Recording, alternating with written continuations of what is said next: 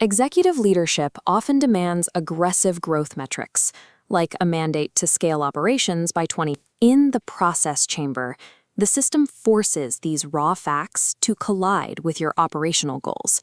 This is where leadership has to make difficult trade-offs regarding limited resources.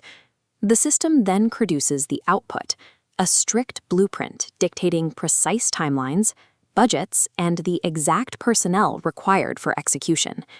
Without this mechanical pipeline bridging the gap, raw data remains inert, and goals remain fiction. If we open up that central process chamber, we find an internal engine designed by management theorist Henri Fayol, the POCCC loop. The first gear is planning. By reviewing the raw data inputs, leadership charts the single most efficient route to the objective. Next is organizing. A plan requires physical mass to move it. You have to actively structure the required capital, machinery, and human labor to support the new directive. The third gear is commanding. Every objective must have a specific, singular name attached to it. Fourth is coordinating. This forces isolated departments to align their schedules and resources so that one team doesn't inadvertently sabotage another. Finally, controlling. The operation requires active dashboarding to monitor progress, allowing leadership to catch deviations before they become permanent failures. This is a continuous mechanism. The entire strategy stalls the exact moment any single gear stops turning. Let's apply this mechanism to an industrial bakery. The board mandates a 30% capacity increase within 6 months, freezing new equipment purchases. The empirical input data shows that the primary bottleneck is the excessive downtime caused by switching the line between different bread types. Engaging the planning gear, management implements lean scheduling. They consolidate production runs to severely limit the frequency of those changeovers. For organizing, human resources reallocates existing staff, creating a dedicated, rapid response maintenance squad stationed directly at the bottleneck to minimize setup times.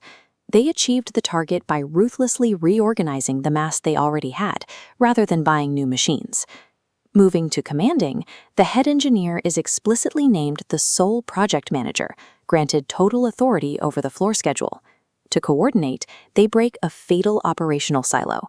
The sales department is legally barred from injecting ad hoc rush orders into the system, as those requests shatter the consolidated production runs. For controlling, the facility installs an automated overall equipment effectiveness monitor. This dashboard tracks availability, performance, and quality in real time.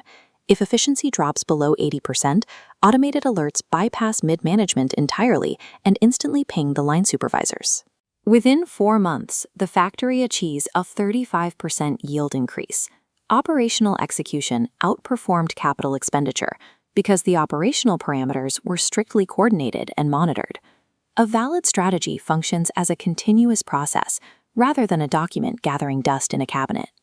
To test if a corporate plan is actually viable, business diagnosticians use a 5-point execution audit. First, determine if the plan is built on rigid data.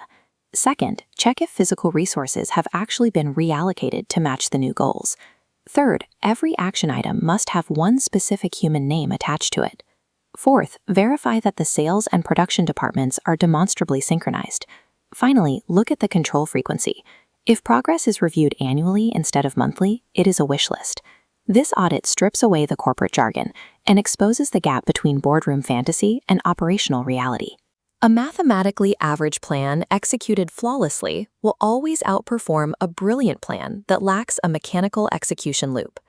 Once you have an engine that can execute, you have to aim it. This requires understanding the structural difference between a manager's strategy of how to win and a CEO strategy of where to compete. Strategic success rests entirely on what survives contact with the factory floor.